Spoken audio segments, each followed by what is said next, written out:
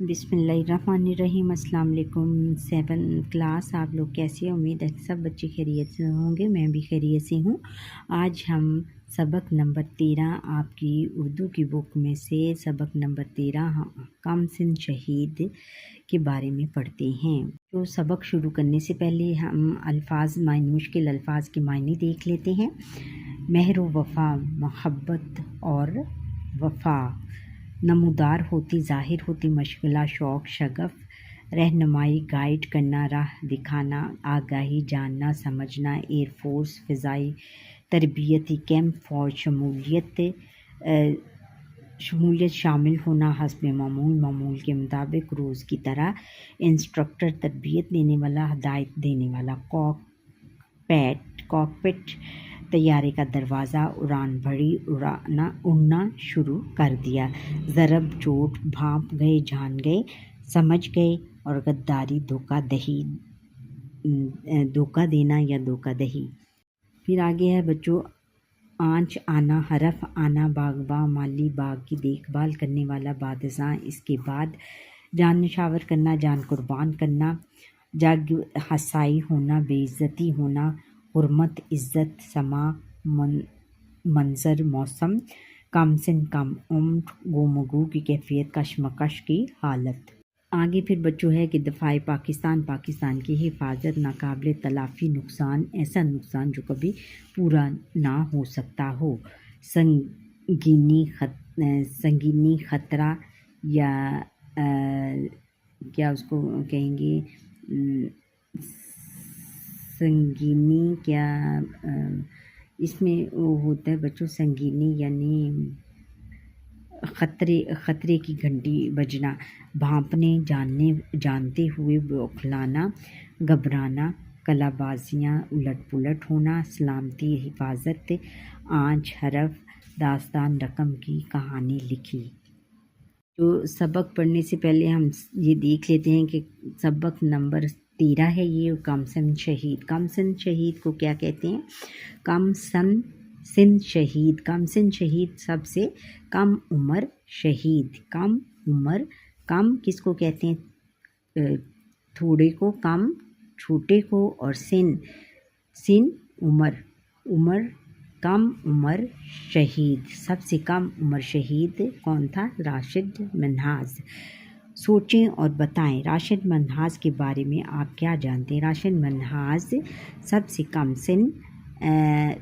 سن شہید pilot officer تھے جنہوں نے اپنے ملک کی حفاظت کے لیے اپنی جان تک قربان کرنے سے دریغ نہیں کیا اور اپنے ملک کو بچانے کے لیے اپنے جان کا نذرانہ پیش کر دیا۔ پاک فضائیہ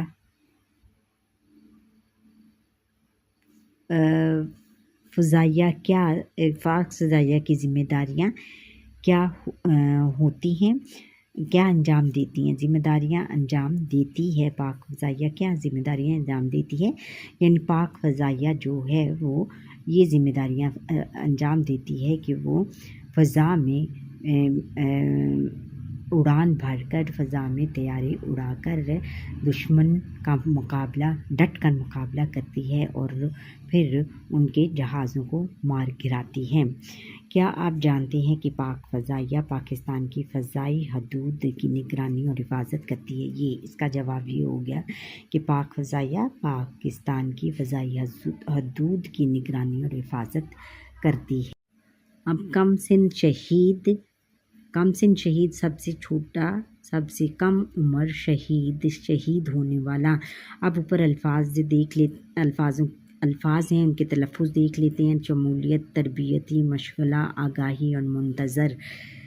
اب پڑھائی کرتے ہیں سبق۔ راشد منہاز 17 فروری 1951 کو پیدا ہوئے۔ آپ نے ابتدائی تعلیم لاہور میں حاصل کی۔ ابتدائی تعلیم یعنی شروع کی تعلیم جو تھی وہ لاہور سے حاصل کی، لاہور سے پڑھے۔ اس کے بعد اپنے خاندان کے ساتھ کچھ عرصہ راولپنڈی میں مقیم رہے اور تعلیم کا سلسلہ بھی جاری رکھا۔ ان کا خاندان کراچی منتقل ہوا تھا، کراچی شفٹ ہوا تو یہ کراچی کی طرف چلا گیا تو راشد منہاس بھی اپنے والدین کے ساتھ کراچی آ گئے، جہاں انہوں نے بقیہ تعلیم کراچی کے سینٹ پیٹرک اسکول سے حاصل کی۔ راشد منہاس کو بچپن سے ہی پائلٹ بننے کا شوق تھا۔ انہوں نے اپنے گھر پر بھی کھلونا جہازوں کے بہت سے ماڈل اکٹھے کر رکھے تھے۔ یہ ان کا پسندیدہ مشغلہ تھا، یعنی پسندیدہ شوق تھا۔ آپ کے والد محترم، آپ کے والد صاحب عبدالمجید منہاس جو کہ انجینئر تھے، ان کو اپنے بیٹے کے شوق سے مکمل آگاہی تھی۔ وہ اپنے بیٹے کے شوق سے وہ جانتے تھے کہ میرے بیٹے کا شوق کیا ہے۔ انہوں نے اپنے بیٹے کی خواہش کا خاص خیال رکھا اور اسی کے مطابق اپنے بیٹے کی تربیت بھی کی اور رہنمائی کی انہوں نے گائیڈنس دی۔ بالآخر وہ دن آ گیا جس کا خواب راشد منہاس بچپن سے دیکھتے چلے آئے تھے۔ معاف کیجیے گا، انہوں نے 1928 میں پاکستان ایئر فورس میں بطور کیڈٹ شمولیت اختیار کی۔ ایئر فورس یعنی جو فضائیہ فورس میں شمولیت اختیار کی۔ دوران ملازمت تربیت مکمل ہونے پر 1971 میں وہ باقاعدہ پاکستان ایئر فورس کا حصہ بن گئے۔ اب ان کا عہدہ پائلٹ آفیسر کا تھا۔ 14 اگست 1971 کا دن تاریخ میں ہمیشہ یاد رکھا جائے گا، جب تمام ہواباز یعنی تمام پائلٹ حسب معمول اپنی تربیتی پرواز کے لیے تیار کھڑے تھے۔ سب بے حد خوش اور پرجوش دکھائی دے رہے تھے۔ کراچی میں واقع پاکستان ایئر فورس کے اس ہوائی اڈے پر بڑی رونق تھی۔ تمام ہواباز معمول سے ہٹ کر سینئر پائلٹ کے بغیر جہاز اڑانے کے لیے تازہ دم دکھائی دے رہے تھے۔ تازہ دم یعنی بہت چست دکھائی دے رہے تھے یا بہت تر و تازہ، بہت خوش دکھائی دے رہے تھے۔ وہ اپنے طیاروں میں سوار ہونے لگے، انجن سٹارٹ کیا اور پل بھر میں پرواز بننے کو تیار ہو گئے۔ راشد منہاس بھی اپنے T-33 ایئر جیٹ میں پرواز کے لیے تیار بیٹھے تھے کہ اچانک ایئرپورٹ پر ایک گاڑی نمودار ہوئی یعنی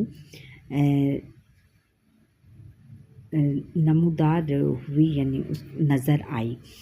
پھر اس گاڑی میں ان کا فلائنگ انسٹرکٹر مطیع الرحمان بیٹھا تھا۔ یہ انسٹرکٹر کیا، تربیت دینے والا۔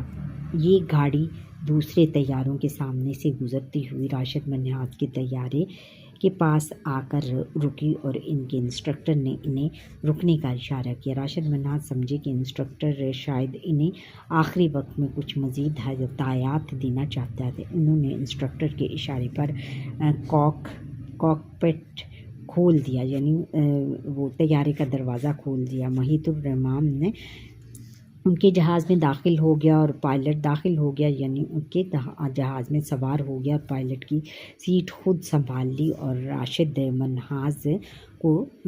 منہاس کی سمجھ میں نہیں آ رہا تھا کہ انہوں نے یہ پرواز اکیلے ہی کرنی تھی، تو انسٹرکٹر کس لیے جہاز میں ان کے ساتھ آ بیٹھا۔ وہ ابھی گم کی کیفیت میں تھے کہ مطیع الرحمان نے جلدی سے جہاز کا انجن شارٹ کیا اور جہاز نے اڑان بھر لی یعنی اڑنے لگا۔ سٹارٹ کیا، انجن انہوں نے سٹارٹ کر دیا اور جہاز نے اڑان بھر لی یعنی جہاز اڑنے لگ پڑا۔ منہاس ابھی صورتحال جانچنے کی کوشش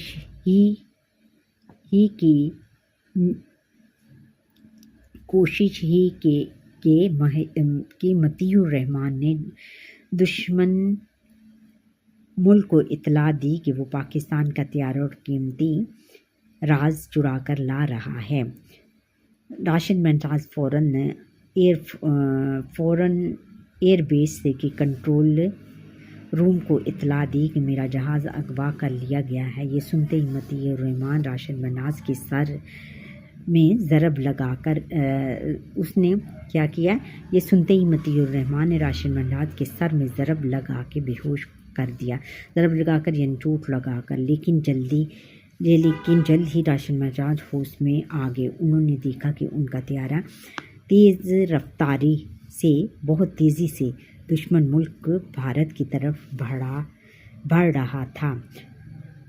فوری امداد کا امکان نہ پا کر راشد مناز نے حالات کو دیکھتے ہوئے فوری خود ہی کچھ کرنے کا سوچا، اور وہ بھانپ چکے تھے کہ مطیع الرحمن وطن سے غداری کر کے انتہائی قیمتی راز بھارت لے جانا چاہتا ہے۔ وطن سے غداری کر کے یعنی وطن سے دھوکہ کر کے انہوں نے مطیع الرحمن سے جہاز کا کنٹرول حاصل کرنے کی کوشش شروع کر دی۔ بھارتی سرحد سے جہاز کا فاصلہ تیزی سے کم ہوتا جا رہا تھا۔ جہاز اگر بھارتی حدود میں داخل ہو جاتا تو دفاع پاکستان کو نہ صرف ناقابل تلافی نقصان پہنچ سکتا تھا، بہت ایسا نقصان کہ جس کا کوئی مداوع نہ ہو، کہ جس کا کوئی جو پورا نہ ہو سکتا ہو۔ بھارتی سرحد سے جہاز کا فاصلہ تیزی سے کم ہوتا جا رہا تھا۔ جہاز اگر بھارتی حدود میں داخل ہو جاتا تو دفاع پاکستان کو نہ صرف ناقابل تلافی نقصان پہنچ سکتا تھا، بلکہ اس کے ساتھ عالمی سطح پر جگ ہنسائی کا سامنا بھی ہوتا۔ جگ ہنسائی یعنی ان کا مذاق اڑایا جاتا۔ پاکستان کا وطن کے دفاع کا فیصلہ ہوتا جب جہاز بھارتی سرحد سے صرف 32 کلومیٹر دور تھا۔ راشد مناز نے صورتحال کی سنگینی کو بھانپتے ہوئے یعنی صورتحال کی نازک صورتحال کو بھانپتے ہوئے جانچتے ہوئے اپنی جان قربان کرنے کی قیمت پر وطن کے دفاع کا فیصلہ کر لیا۔ انہوں نے جرأت اور بہادری کا ثبوت دیتے ہوئے جہاز کا رخ اچانک زمین کی طرف موڑ دیا۔ اس غیر متوقع صورتحال سے مطیع الرحمن بوکھلا گیا، بہت گھبرا گیا، اور گھبراہٹ میں وہ جہاز پر قابو نہ رکھ سکا۔ جہاز قلابازیاں کھاتے ہوئے زمین پر آ رہا اور ایک زوردار دھماکے کے نتیجے میں ٹکڑے ٹکڑے ہو گیا۔ اگرچہ جہاز کے دونوں سوار زندگی کی بازی ہار گئے، مگر ان میں سے ایک کو شہید وطن کا اعزاز حاصل ہوا اور دوسرے کو غدار وطن کہلایا۔ تو نوعمر ہواباز راشد مناز نے وطن عزیز پر اپنی جان قربان کر دی، مگر اس کی سلامتی پر آنچ نہ آنے دی۔ اس کی سلامتی یعنی اس کو سلامت رکھنے پر کوئی آنچ نہ آنے دی، حرف نہ آنے دیا۔ راشد مناز نے اپنی بے مثال قربانی سے بہادری کی ایک ایسی داستان رقم کی، ایسی کہانی لکھی۔ وہ پاکستان ایئر فورس کے پہلے شہید ہیں جنہیں فوج کے سب سے بڑے اعزاز نشان حیدر سے نوازا گیا۔ آپ یہ اعزاز پانے والوں میں سب سے کم سن بھی ہیں۔ ہمیں مادر وطن کے ان عظیم بیٹوں پر ہمیشہ ناز رہے گا، جنہوں نے اپنی جانوں کے نذرانے پیش کر کے اپنے وطن کی حفاظت اور حرمت پر آنچ نہ آنے دی، حرمت بھی عزت پر آنچ نہ آنے دی، حرف نہ آنے دیا۔ وطن سے مہر و وفا جسم و جاں کا رشتہ ہے۔ وطن سے مہر و وفا، وطن کی جو مہر وفا محبت اور وفا جو ہے اس کے ساتھ ہمارے جسم و جان کا رشتہ ہے۔ وطن ہے باغ تو پھر باغباں کا رشتہ ہے۔ ہمارا وطن اگر باغ ہے تو ہمارا رشتہ کیا ہونا چاہیے؟ باغباں کا ہونا چاہیے، یعنی ایک مالی کا ہونا چاہیے جو کہ باغباں کی حفاظت کرتا ہے۔ اچھا، ہم نے سیکھا کہ راشد منہاز نے اپنی جان قربان کر دی مگر وطن کی حرمت اور حفاظت کا حق ادا کر دیا اور دشمن کو اس کے ناپاک عزائم میں کامیاب نہ ہونے دیا۔ وہ نشان حیدر حاصل کرنے والے سب سے کم سن شہید ہیں۔ ہمیں بھی چاہیے کہ اپنے وطن کی حفاظت کی خاطر کبھی جان قربان کرنی پڑ جائے تو اس سے گریز نہ کریں۔ اچھا، راشد منہاز کے بارے میں ایک اور بات بچوں آپ کو یہ بتانی تھی کہ جب وہ ایئر فورس اکیڈمی میں پڑھ رہے تھے تو وہ جو مطیع الرحمان تھا وہ ایک بنگالی انسٹرکٹر تھا۔